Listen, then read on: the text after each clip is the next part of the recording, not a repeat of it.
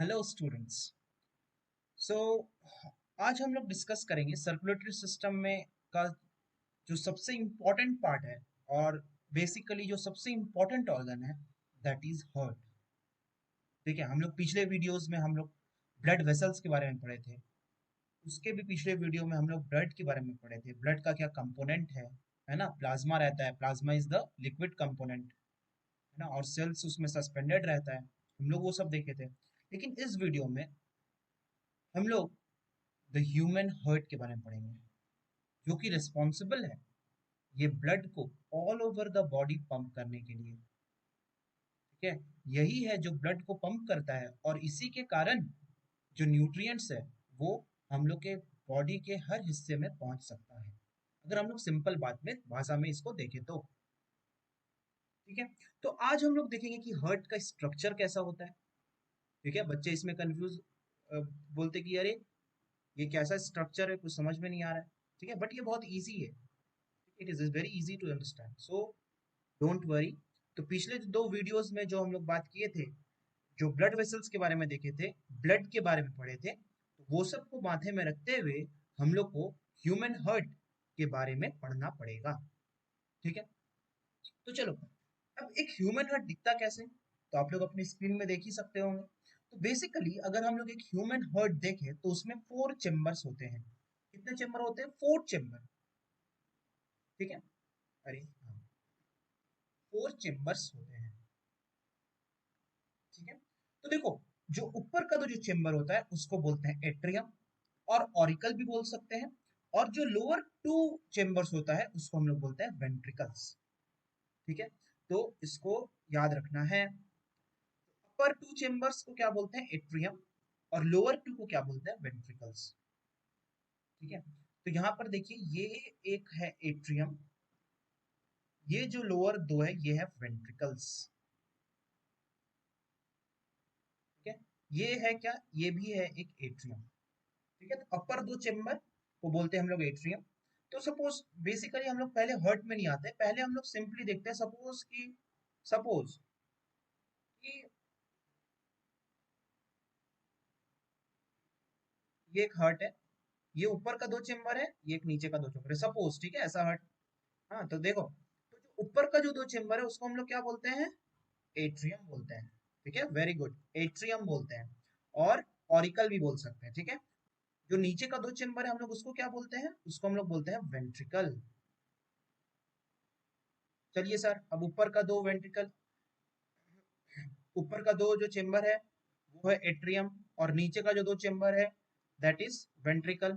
अब देखो, ये पार्ट में जो अब ये जो एट्रियम है इसको बोला जाता है लेफ्ट एट्रियम।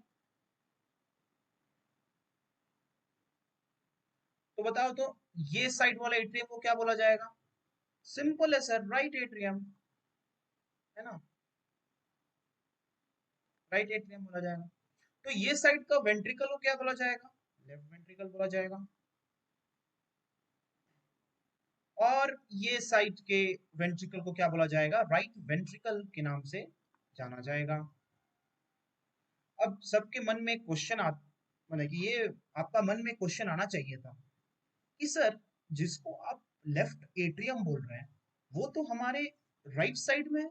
अगर आप वीडियो देख रहे होंगे तो देखो, आपका जो राइट हैंड होगा, आपके राइट साइड में जो चेम्बर है, अपर चेम्बर है, उसको हम क्या बोल रहे हैं? Left atrium. वो तो राइट होना चाहिए था, लेफ्ट क्यों हुआ सर? यहाँ पर आता है लैटरल इन्वर्शन। समझो कि अगर हम आपके सामने खड़े हैं, ठीक है, तो जो आपका राइट हैंड है वो मेरा लेफ्ट हैंड होगा। तो अगर आप मेरा हर्ट को देखेंगे तो मेरा हर्ट का जो राइट साइड होगा दैट विल बी, आप देखिए, योर लेफ्ट साइड। ठीक है, वैसे ही आपका जो राइट साइड है वो मेरा हर्ट का लेफ्ट साइड होगा। तो जैसे कि हम हर्ट को मेरे तरफ से प्रोजेक्ट कर रहे हैं, तो ये जो आप लोग मिरर में पढ़े थे, याद कीजिए, लैटरल इन्वर्जन, राइट। तो वही वाला चीज यहाँ पर आता है, और इसीलिए ये राइट में होते हुए भी हम लोग इसको क्या बोलते हैं? Left atrium. क्यों? क्योंकि ये हम लोग के सामने प्लेस्ड है। सपोज कि अगर हम, मेरे सामने कोई आदमी खड़ा है तो हम उसका हर्ट कैसे देखेंगे? ठीक है, तो उसका जो लेफ्ट साइड होगा ना, वो हम लोग का राइट साइड होगा। इसीलिए हम लोग इसको लेफ्ट एट्रियम बोलते हैं। ठीक है, क्लियर? चलिए आगे बढ़ते हैं। अब एक चीज माथा में रखना है कि ये जो लेफ्ट साइड है ये हमेशा ऑक्सीजनेटेड ब्लड ही कैरी करता है, और जो राइट साइड है वो हमेशा डीऑक्सीजनेटेड ब्लड कैरी करता है। That means it will be rich in carbon dioxide, whereas left जो लेफ्ट चेम्बर्स है or the left part of our heart will carry oxygenated blood to all parts of our body. पहले तो इतना रखो माथा में, फिर हम लोग आते हैं कि कैसे ब्लड का फ्लो होता है, कैसे सब चीज होता है, वो सब हम लोग डिस्कस करेंगे। अब चलिए सर आगे बढ़ते हैं अब, ठीक है।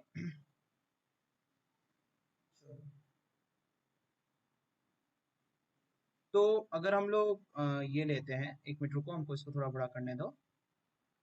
चलिए बड़ा हो गया सर, अब बताइए क्या बताना है आपको। तो देखो अब अगर हम लोग अभी हम लोग को दो तीन चीज देखो, पहले तो हम लोग पढ़े क्या कि कौन कौन सा चेम्बर होता है, ठीक है। एट्रियम किसको बोलते हैं, वेंट्रिकल किसको बोलते हैं। अब हम लोग देखेंगे कि फिर हम लोग क्या पढ़े कि left side of the heart कैसा ब्लड कैरी करता है, right side of the blood कैसे हार्ट कैसा ब्लड कैरी करता है, वो देखें। अब हम लोग देखेंगे ये जो right side and the left side of the heart है ये डिवाइडेड रहता है, ठीक है। ये डिवाइडेड रहता है बाय सेप्टम। तो ये जो पोर्शन आप देख सकते हैं इसको हम लोग क्या बोलते हैं, सेप्टम। तो सेप्टम क्या करता है, डिवाइड करता है right and left side of the heart, ठीक है। अब अगर हम लोग देखें द ये जो आउटर मोस्ट लेयर है हार्ट का, उसको क्या बोलते हैं पता है, that is known as pericardium.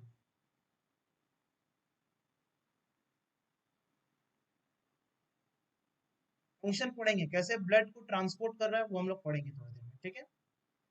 ये जो पार्ट है इसको हम लोग बोलते हैं क्या, मायोकार्डियम।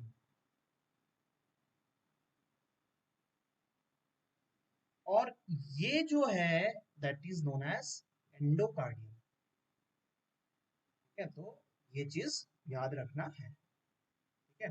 तो जो आउटर मोस्ट लेयर है, ठीक है, that is known as what, that is known as pericardium, ठीक है। उसके सामने वाला क्या कहलाता है, मायोकार्डियम। और सबसे भीतर वाला क्या कहलाएगा, एंडोकार्डियम। और जो left side and the right side of the heart is separated by septum, ठीक है। तो अब हम लोग देखेंगे कि इसका ये ब्लड का ट्रांसपोर्टेशन आखिर होता कैसे है, ठीक है। आप इतना देर से बोल रहे हैं कि ब्लड का ट्रांसपोर्टेशन देखेंगे, तो ब्लड का ट्रांसपोर्टेशन कैसे होता है, चलो ठीक है। फिर से हमको हार्ट का लेने दो, ठीक है। थोड़ा इसको बड़ा करते हैं। चलो, तो देखो कलर चूज करने दो। चलो ये कलर चूज करते हैं। अब देखो क्या होगा, हम लोग ऑक्सीजनेटेड ब्लड जो है वो एंटर करेगा। कहां से एंटर करेगा, ये क्वेश्चन आता है। और कहां एंटर करेगा, तो जो पहला जो ऑक्सीजनेटेड ब्लड आता है वो एंटर करता है लेफ्ट एट्रियम में, ठीक है। अब लेफ्ट एट्रियम में ऑक्सीजनेटेड ब्लड एंटर करता है। ऑक्सीजनेटेड ब्लड कहां से आता है, लंग्स से आता है। तो देखो ये जो ब्लड है, ऑक्सीजनेटेड ब्लड है, ऑक्सीजनेटेड ब्लड, ये ऑक्सीजनेटेड ब्लड हार्ट की तरफ आ रहा है, अवे नहीं जा रहा है। ब्लड हार्ट में आ रहा है, तो कौन लेके आएगा, हम्म वेन्स लेके आएगा, है ना। और कैसा वेन्स, तो जैसे कि ये लंग्स से आ रहा है इसीलिए ये वेन्स को बोलते हैं पल्मोनरी वेन्स। तो pulmonary veins carries oxygenated blood to the left atrium of the heart, ठीक है। तो सर वेन्स तो आपने बताया था कि वेन्स तो डीऑक्सीजनेटेड ब्लड कैरी करते हैं, but this is an exception. ठीक है, only pulmonary veins carries oxygenated blood. और ये क्वेश्चन बहुत बार एग्जाम में पूछा जाता है। ठीक है, तो इसके लिए आपको कंफ्यूज नहीं होना है। ठीक है, चलिए सर, ब्लड आ गया, अब क्या होगा ब्लड का? तो देखो, ब्लड ऑक्सीजनेटेड ब्लड कहाँ आया? यहां पर आया, that is the left atrium. Left atrium के आने के बाद ये क्या होगा? ये जाएगा लेफ्ट वेंट्रिकल में। लेफ्ट वेंट्रिकल से ये ब्लड क्या होगा? ये ब्लड पंप आउट होगा to all the parts of the body. ठीक है, ये क्या है? This is aorta. ठीक है, that is the largest artery. और ये क्या करता है? ये ऑक्सीजनेटेड ब्लड को कहां भेजता है? ये ऑक्सीजनेटेड ब्लड को भेजता है ऑल ओवर द बॉडी। ठीक है, तो चलिए sir, all over the body कैसा ब्लड चल गया? ऑक्सीजनेटेड ब्लड चल गया। अब ये जो ऑक्सीजनेटेड ब्लड गया, अब क्या होगा? ये जो ब्लड है, तो अब सेल में एरोबिक रेस्पिरेशन होगा। ठीक है, एरोबिक रेस्पिरेशन होने के कारण क्या होगा? जितना भी मेरा एरोबिक रेस्पिरेशन याद है ना, C6H12O6 ग्लूकोज का ब्रेकडाउन हो रहा था, जिससे कि हम लोग को एनर्जी मिल रहा था। ठीक है, और उसके संग में क्या रिलीज हो रहा था? कार्बन डाइऑक्साइड, है ना? Glucose plus oxygen gives carbon dioxide plus 38 moles of ATP. तो ये जो कार्बन डाइऑक्साइड रिलीज हो रहा था, ये क्या आएगा? ये फिर से आएगा ब्लड में। तो अभी देखो, ये कौन लेके आएगा? ये सब जितना भी ऑक्सीडेटेड ब्लड था, ये कौन कैरी करेगा? आर्टरीज कैरी करेगा। वहीं पर जो डीऑक्सीडेटेड ब्लड है, वो कौन कैरी करेगा? वेन्स कैरी करेगा। सर कहां लेके जाएगा? तो ये लेके जाएगा इसको वेना कावा। ये इसको देखो, this is the vena cava. ठीक है, तो अगर हम लोग देखें, तो ये जो है, दिस इज कॉल्ड बेसिकली, ये मत बनाना, यहां से नहीं, अरे ये यहां से मत करो। हाँ, ये जो ब्लड है, डीऑक्सीजनेटेड ब्लड, ये जाएगा यहां से होते हुए यहां पर एंट्री करेगा। तो ये वाला है इंफीरियर वेना कावा और this is the superior vena cava. ठीक है, तो vena cava is the largest when. ठीक है, जो कि क्या करता है? ये दूसरा है। ठीक है, हम गलती से बना दिए थे। अभी अगर हम लोग देखेंगे, तो ये क्या करता है? ये वेना कावा जो है, क्या करेगा? ये ब्लड को लेकर आएगा कहां पर?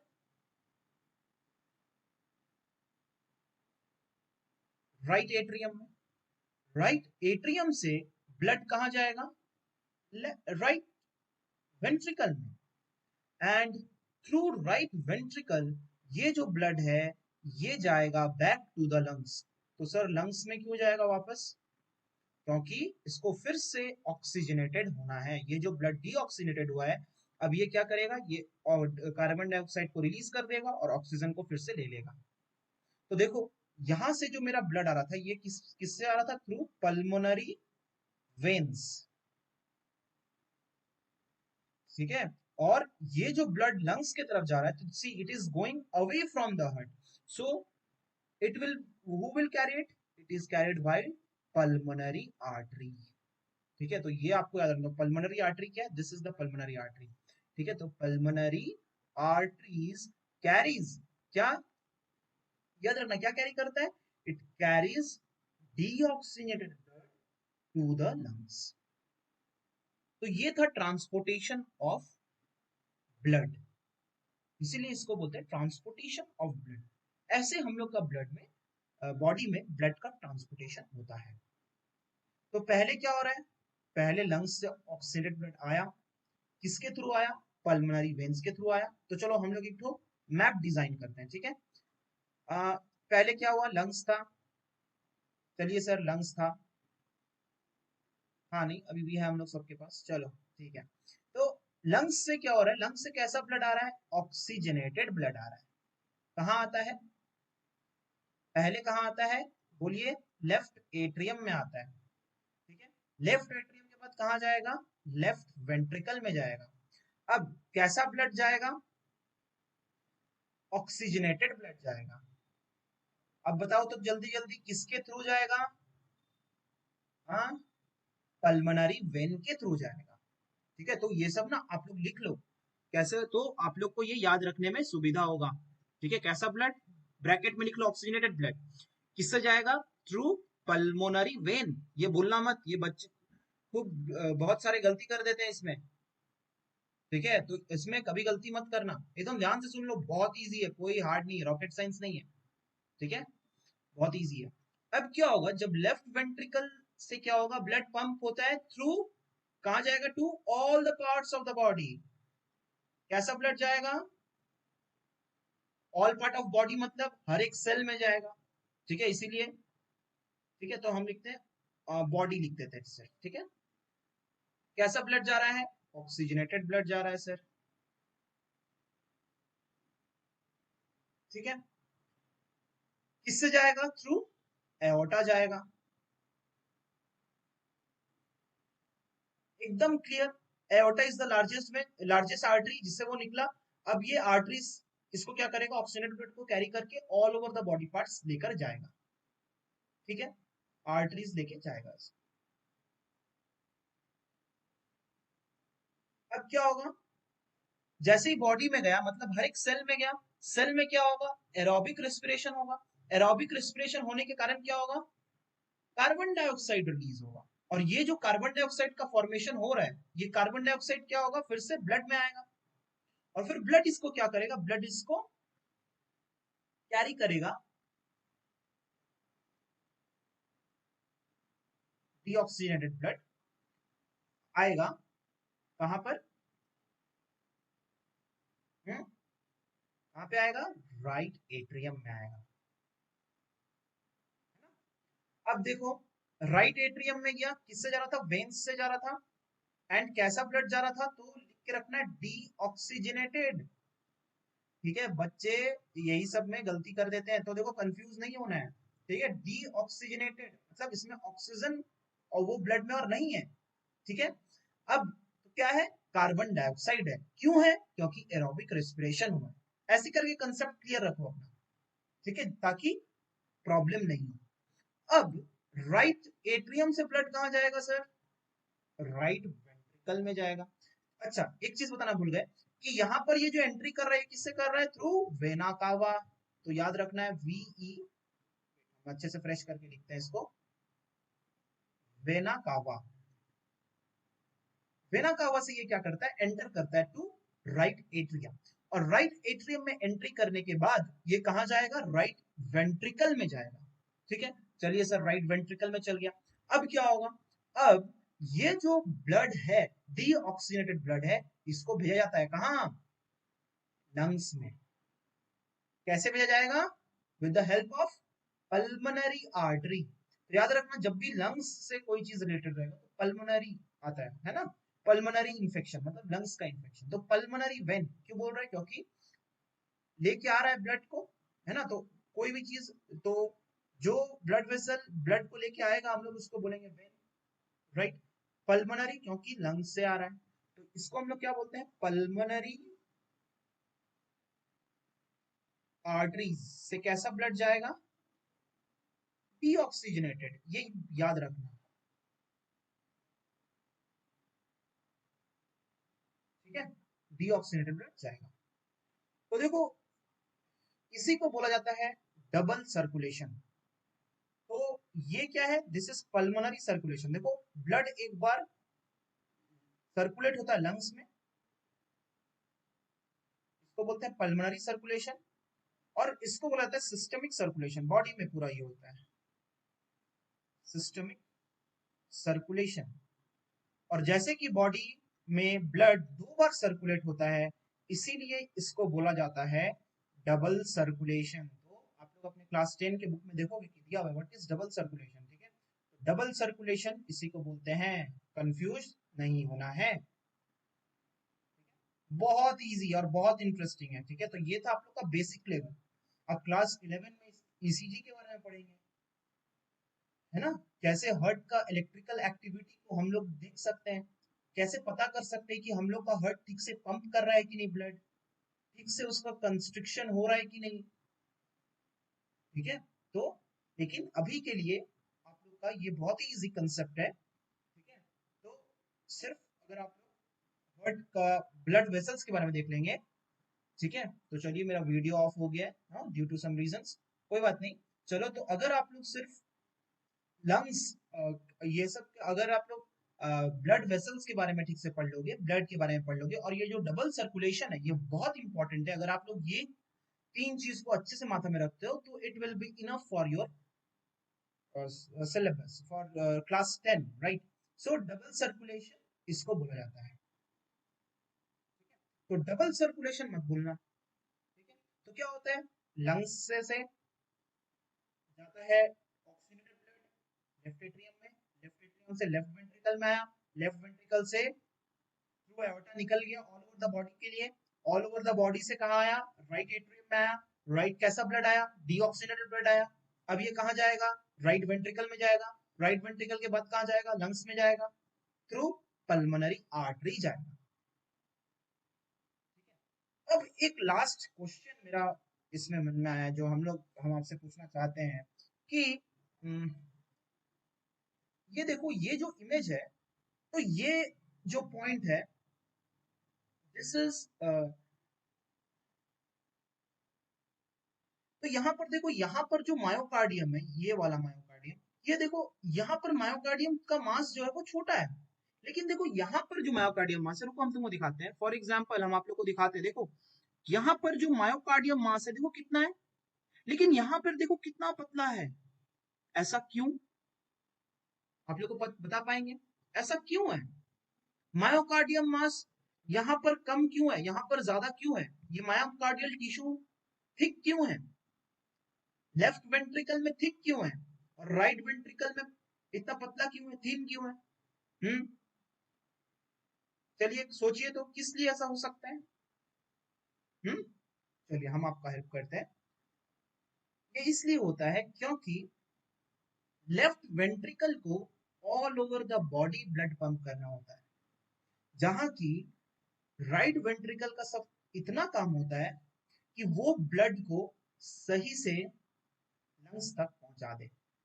तो जैसे कि इसको ज्यादा पंप करना पड़ता है, ये ज्यादा इसको कंस्ट्रिक्ट होना पड़ता है, तो मायोकार्डियल टिश्यूज का जो मास रहता है वो ज्यादा थिक रहता है, ताकि जो कंस्ट्रिक्शन हो वो जोरदार हो, ताकि all over the body parts में ब्लड पहुंच पाए। This was the basic about the heart, about the circulatory system, ठीक है। पिछले दो वीडियोस में हम, पिछला जो दो वीडियो है उसमें ब्लड के बारे में भी बात की है, कैसा क्या ब्लड होता है, ब्लड का क्या फंक्शन है, ठीक है। ब्लड वेसल्स के बारे में भी बात की है, और आज हम लोग जो डिस्कस किए वो है, ठीक है। और दो चीज हम मेंशन करना चाहेंगे कि जो ब्लड है वो ऑक्सीजनेटेड ब्लड कैरी करता है, कैसे?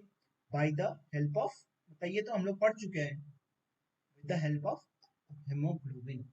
और ये जो ऑक्सीजन है हेमोग्लोबिन के संग मिलके क्या बनाता है, ऑक्सी हेमोग्लोबिन, ठीक है। तो ये सब चीज ना थोड़ा याद रखना है, ठीक है। तो ऑक्सीजन,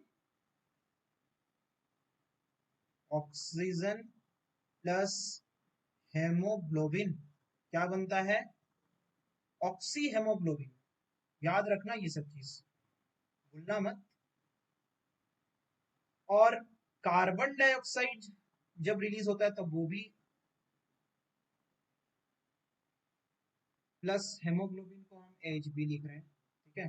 तो क्या बनता है, कार्बामिनो हेमोग्लोबिन बनता है, ठीक है। तो बच्चे गलती क्या करते हैं, बच्चे इसको कार्बोक्सी हेमोग्लोबिन लिख के आते, नहीं। कार्बोक्सी हेमोग्लोबिन कब बनता है, जब कार्बन मोनोऑक्साइड रहेगा, तब तब कार्ब तब बनेगा मेरा carboxy haemoglobin.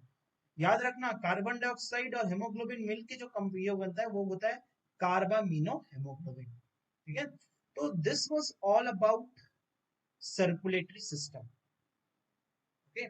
So thank you students, hope you have liked it, okay. If you have any doubt regarding the circulatory system, Okay, you can comment below. Thank you. Happy learning to you all.